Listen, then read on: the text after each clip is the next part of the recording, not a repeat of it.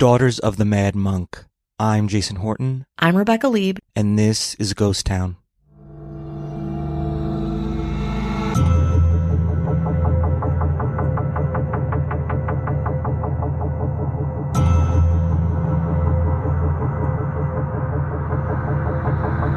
You probably already know the name Grigori Rasputin.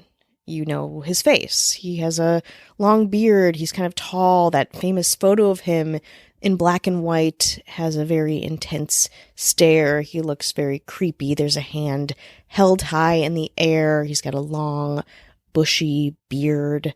Or maybe you know him as the culty advisor to the crumbling Romanov Empire, with Anastasia and the mysteries around that family. Or maybe you know him from his strange reputation of being unable or unwilling to die. These are all bound up in the legacy of Grigori Rasputin and are both untrue and very true.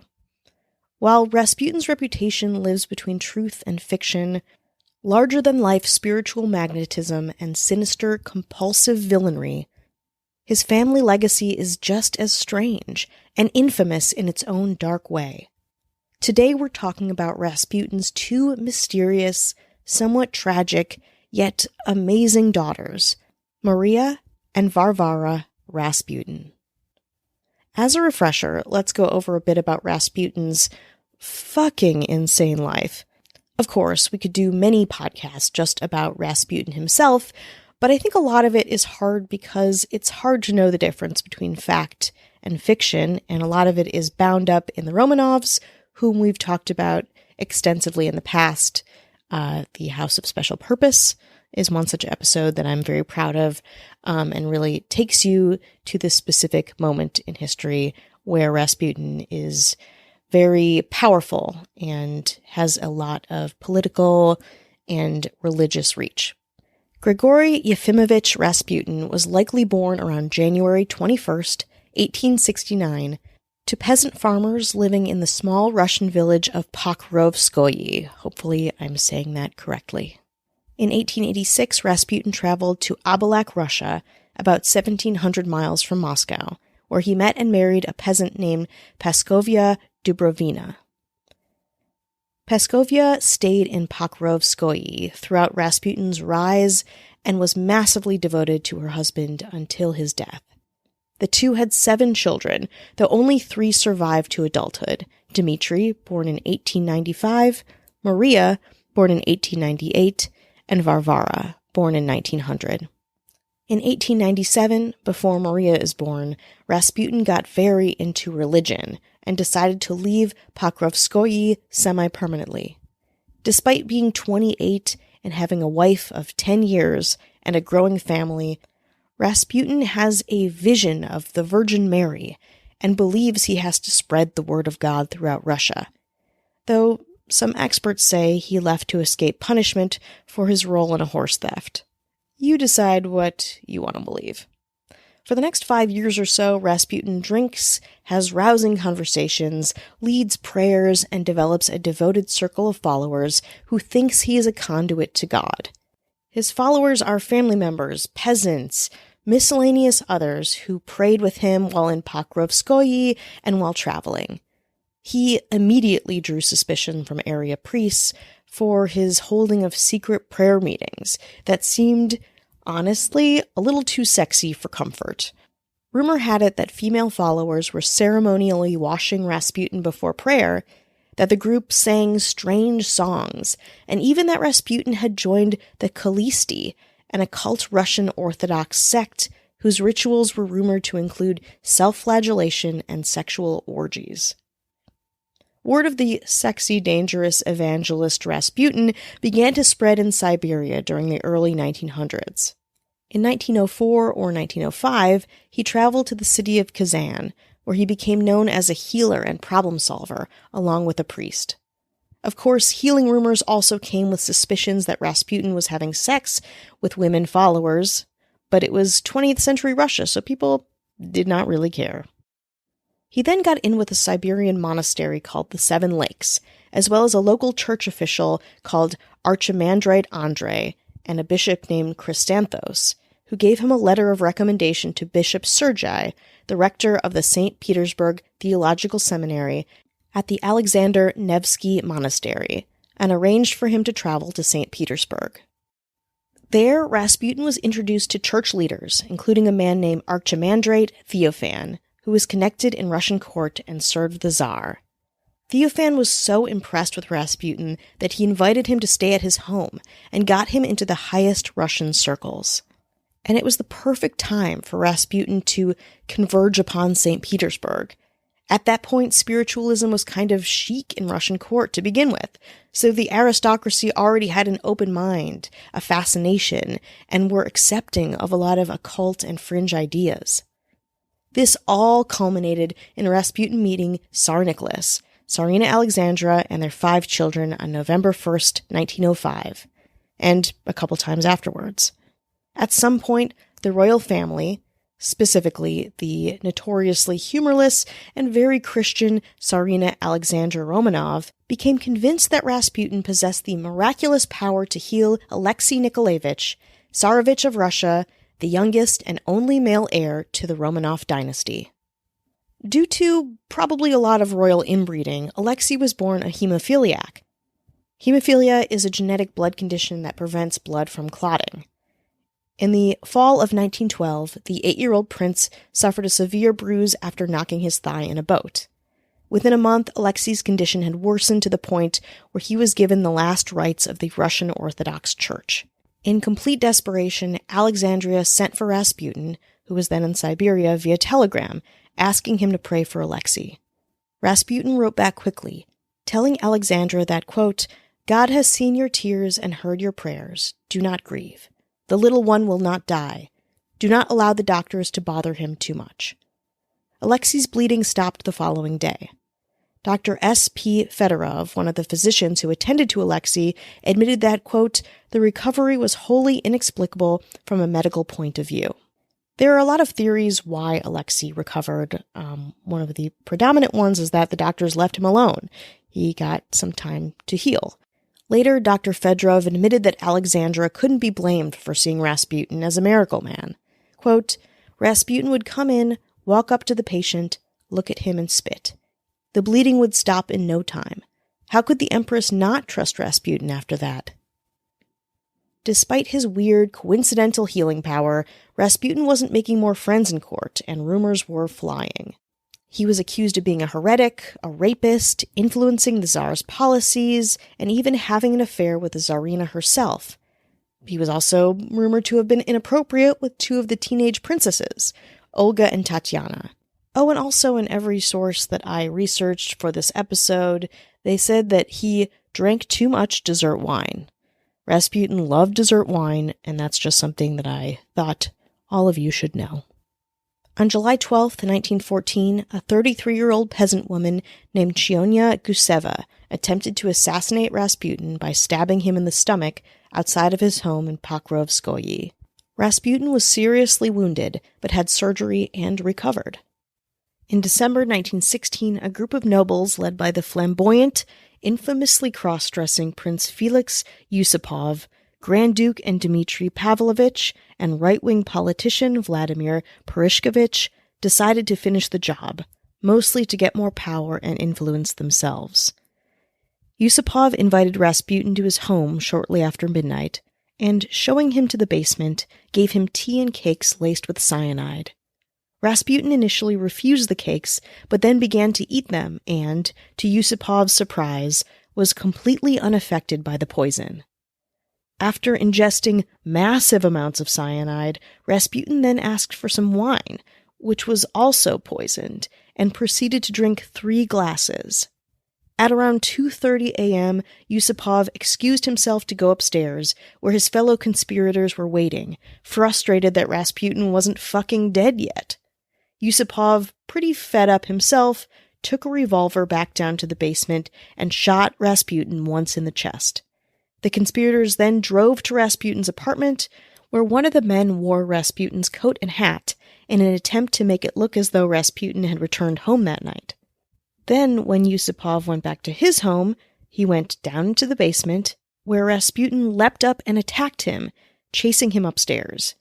In the courtyard, Purishkevich shot Rasputin, and he collapsed into a snowbank. The conspirators then wrapped his body in cloth, drove it to the Petrovsky Bridge, and dropped it into the Malaya Nevka River. Rumor had it that Rasputin, who was thought to have a 12-inch penis, was castrated, and his preserved and jarred penis passed around to different museums over the years. Again, I'm not sure exactly when that took place, or where that rumor started, but in a formal autopsy taken after his death, which officially was drowning, it showed that his genitals were still preserved. Not as fun of a story, I know. Rasputin was buried on January 2nd in Moscow. None of his family was reportedly involved, and in March of 1917, Rasputin's body was exhumed and burned after the Tsar abdicated the throne. Of course, the Romanovs themselves were assassinated on the 16th of July, 1918, and the daughters of Rasputin were lost in the shuffle of history. Or were they? No, of course they weren't. That's why we're doing an episode on them.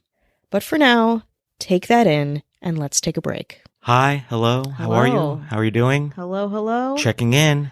How's it going for you today? How's it hanging, dudes? Okay. Oh, whoa, okay. We got a cool guy on our hands. Great, great. We want to say hello to anyone who's listening, Mm-hmm. spreading the good word, Mm-hmm. sharing Please. with your neighbor, 'Tis the season, baby. and they give it right back. And you're like, you don't have a receipt. And you're like, No, I didn't you're like- think I needed a receipt. Yeah. I don't want store credit from Ghost Town. No. I don't want more. I want less What are you Ghost supposed Town. to do with that? But what's fun as heck? Saying what's up to the government. We gotta say what's up to the government. The mayors. Now, I know we're a little past Black Friday, but they picked up some good old stuff. Ooh, some deals. Mhm. Great. Picking up a $10 Tiffany necklace that's absolutely legit. Oh my god, totally legit. Cat Joselle. Cat, nice work. Getting the absolute last actual Mona Lisa, the original. The last Mona Lisa? It's the The last original, one. in the Louvre. Going out of business sale. Holy shit. Art is dead. Wow. Great find. Charlie Gilbert. Nice work. Legendary, I'd say. Beating the stampede. Getting their grubby mitts Mm-hmm.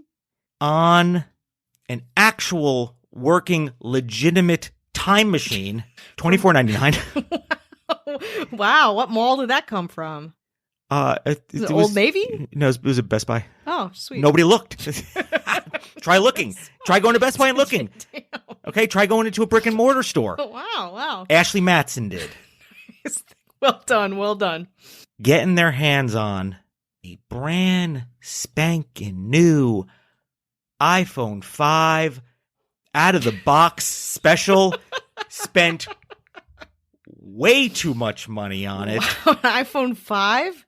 That's 5X that's fucking Pro. incredible. 5 Whoa. 5X Pro. You guys are what a fucking haul. Stephen Bates. Wow. You guys did really great. This is an incredibly successful Black Friday for you all. Congratulations. You're my heroes. Way to get out there. Put on your coats. Go through the parking and the doors and the receipts and the credit cards and the crowds. Thank you. And the one ringing them up, Of course. the puppet master, That's right. She actually invented Black Friday. our governor, Avian Avian Noble. Noble. So you want no ads, no chit chat, just the good stuff, bonus episodes. You want to burn through it. You want to rock this holiday. You do. You want to get away from the fam You do. or get closer to the fam, Ugh. or you want to get rid of the fam, play this Yeah. out loud.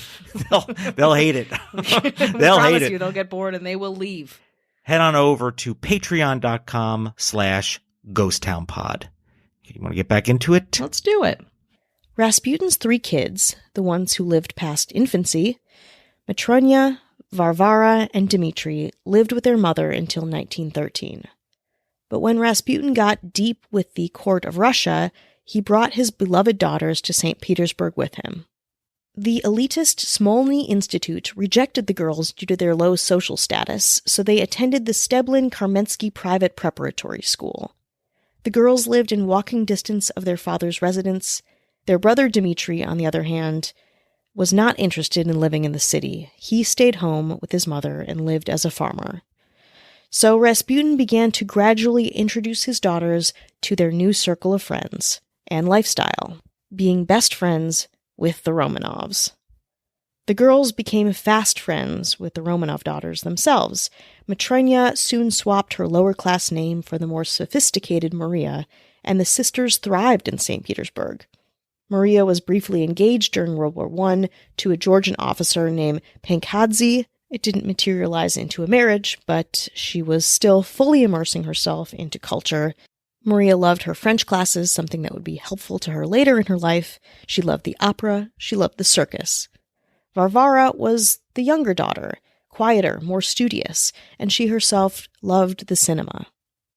On December 17, 1916, the girls reported their father missing to Russian authorities. After a boot and traces of blood were detected on the Bolshoi-Petrovsky Bridge, Rasputin's body was discovered. Maria and Rasputin's former secretary believed the spurned homosexual advances of Felix Yusupov instigated the attack, not a power grab. I'm not sure that I believe that, but I don't think we'll ever know for sure. So after Rasputin died, the imperial family planned to build a church over his gravesite, and while they didn't seem to attend their father's funeral, the Tsarina paid for Varvara and Maria's black mourning dresses. Lavish, luxurious, they still were a part of the court. Maria would go on to say, quote, "I love my father as much as others hate him. I have not the strength to make others love him." After their father's death, the two girls moved in with their French teacher and were granted 62,000 rubles by the Romanovs, a pretty good allowance. Tsar Nicholas told the girls' mother, quote, "I will become the second father to your beautiful daughters. Alex and I always loved them as our own daughters. May they continue to study in Petrograd, and I will make sure that they do not need anything." But of course, that wouldn't last forever. When the Romanovs abdicated, Maria and Varvara were stripped of their titles and rights and accused of being, quote, "malignant elements." They were soon imprisoned, but freed by Boris Soloviev, an admirer of their late father. Apparently, Rasputin pressured Boris and Maria to marry, even though the two were not attracted to each other and actually actively disliked each other. Soloviev, a graduate of a school of mysticism who was very into seances and contacting the spirit world, quickly emerged as Rasputin's successor after his murder. And the two, despite their dislike for each other, would talk to Rasputin. Nicholas and Alexandra, The Fall of the Romanov Dynasty, quotes a passage from Maria's diary in which she believed her deceased father compelled her to marry Soloviev. Quote, "Daddy spoke to us again. Why do they all say the same thing? Love Boris. You must love Boris. I don't like him at all." But he helped Maria, and her deceased dad wanted it to be so eventually Maria and Boris did marry. During the revolution itself, the sisters went back to their Pokrovskoye home to live with their mother and brother. Soon after, Maria and Boris left for Paris, and in 1919, 17-year-old Varvara became a clerk in the nearby city of Tyumen. She was miserable there, but needed to provide for herself and her down-and-out family. She was also offered sex work, but continuously refused. In February of 1924, Varvara wrote Maria a letter, sharing her frustration, her desperation, and her state of mind. Here's a little bit of it. Quote, dear Marochka, how have you been? I didn't write to you in so long because I didn't have money, and you can't buy a stamp without money. In general, life becomes worse and worse every day. You think and cherish the dream that you will one day live well, but again, it's only a mistake. And all thanks to our friends, such as my employer Vitkun and similar people, they are all liars and nothing more. They only promise such a distance to work is a horror. It takes an entire hour and a quarter to walk there because I have no money for the tram. Lord, how hard it is. The soul is torn to pieces. Why was I born? But I am reassured by the fact that there are so many of us who are unemployed and that we are all just honest people trying to preserve our dignity. Pretty rough state of mind. In 1925, Varvara left Tyumen for Moscow, where she died. Some say she contracted a bad case of tuberculosis. Some say she was poisoned. Either way, everything was against her. She was working hard in a dark, damp basement, and there were many people looking to destroy her. She was still in Russia, and Rasputin's legacy could not have been worse. So Varvara Rasputin's story ends in Moscow, where she dies alone in 1925.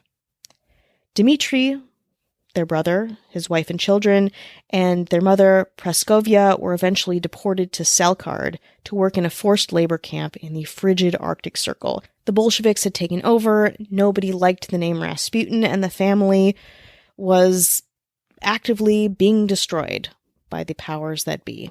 Dmitri, Praskovya, and their family were slowly worked to death, and the entire Rasputin lineage was dead by 1933. All except for Maria. This is where the episode takes another turn. So Maria survives. Her and her husband, Boris Soloviev, go to Paris and have 2 daughters, Tatiana and Maria, named for the Grand Romanov duchesses.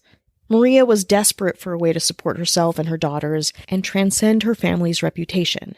But surprisingly, her famous last name would be her salvation. At this point, tales of Rasputin's death became entertainment, convoluted, overblown, and Maria herself was part of the lore. Maria Rasputin wrote, quote, "The tragedy of my father's life and death, to be brought face to face on the stage with actors who were impersonating him and his murderers. Every time I have to confront my father on the stage, a pang of poignant memory shoots through my heart, and I could break down and weep." Although she had never danced before, like I said, Maria was desperate and cashed in, getting herself a job as a cabaret dancer. She took lessons and eventually got better, and eventually joined Bush Circus as a headline cabaret dancer in 1929. Maria Rasputin then traveled throughout Europe with different circuses and picked up some things.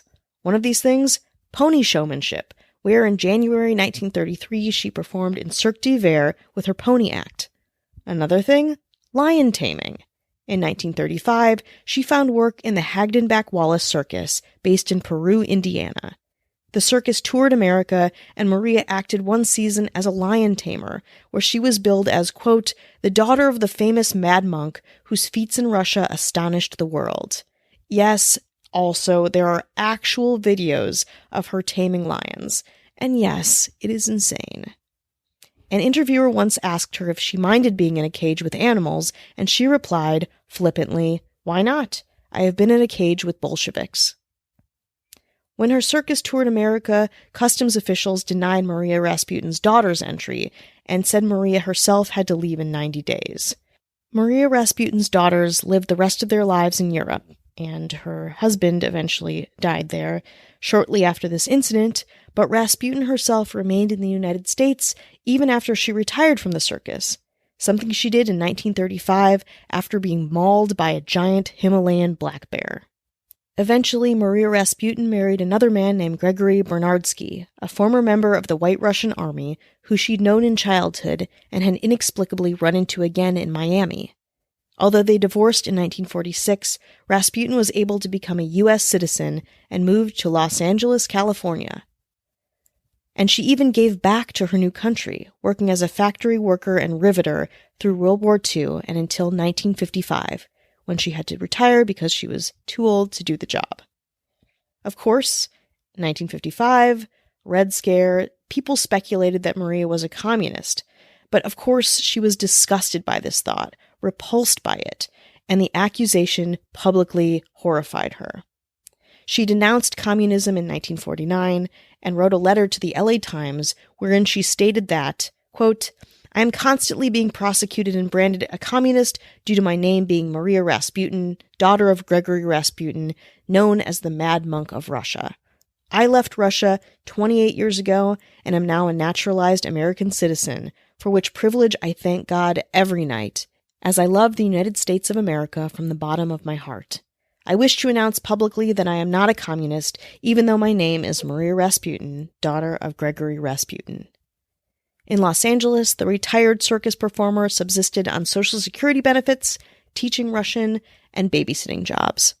Of course, she wrote several books about her dad and occasionally gave interviews. In 1968, she claimed to be a psychic and said that Betty Ford spoke to her in a dream.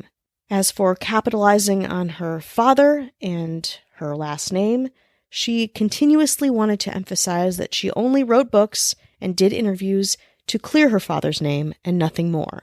In an interview she gave while still a lion tamer, she says, quote, "If I thought myself capable of undertaking a literary career, I should not today be struggling to earn my daily bread as a trainer of wild animals. It is my desire to consecrate myself to a task, direct the whole of my life towards one goal, that of giving back to my father his true character." Maria had 2 pet dogs, whom she called Yusu and Pov, after Felix Yusupov, the man who killed her father, and maybe even made advances towards him. Dark names for dogs. In any case, she lived peacefully and thriftily in Silver Lake, California, until her death in 1977. Maria Rasputin's last of her 3 books, Rasputin, the Man Behind the Myth, was a personal deep dive into her life, published shortly after she died. Some thought she was not being truthful in the book, thinking her claims were embellished or flat-out lies. And of course, while many came forward claiming to be a surviving Romanov, others did the same with Rasputin. Before her death, she said she recognized Anna Anderson as Grand Duchess Anastasia Nikolaevna of Russia, a claim she would later recant. She also claimed that, again, she was the only last surviving Rasputin, and there was none other but her. Maria Rasputin is buried in Angeles Rosendale Cemetery in the Pico Union District of Los Angeles. While some think that Rasputin's outlandish, tragic, sad, and glorious life ended in 1916, I would strongly disagree. Rasputin's daughters, especially Maria, are these wonderful, strange, tragic extensions of the Mad Monk's insane legacy, and a distorted, somewhat over-the-top version of Russia's own transformation and evolution into the modern era.